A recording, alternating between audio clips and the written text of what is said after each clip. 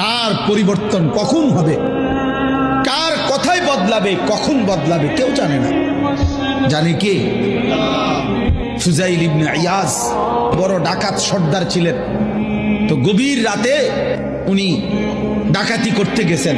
তো রাত্রিবেলা যখন গভীর রাতে এক বাড়িতে ডাকাতি করতে ঢুকছে, দরজার সামনে গিয়ে যখন দাঁড়াইছে তখন শুনতেছিল বাড়িওয়ালা ওই সময় আল্লাহর কোরআন পড়তেছে। উনি দরজায় দাঁড়াইয়া শুনতেছে যে বাড়িওয়ালা ভিতর থেকে আল্লাহর কোরআন পড়তেছে, আলাম ইয়ানি লিল্লাযীনা আমানু আন তাখশা কুলুবুহুম লিযিকরিল্লাহ। এই এক আয়াত ওনার কলিজা ছিদ্র করে ফেলছে। উনি পিছন দিকে ফিরে এসে আর চিৎকার করে দুই হাত তুলে বলছে, আয় রব, আয় মাওলা, সময় হলো, হয়েছে সময়, আমি আর এই নাফরমানির জিন্দেগি করব না, দিলাম ছাইড়া।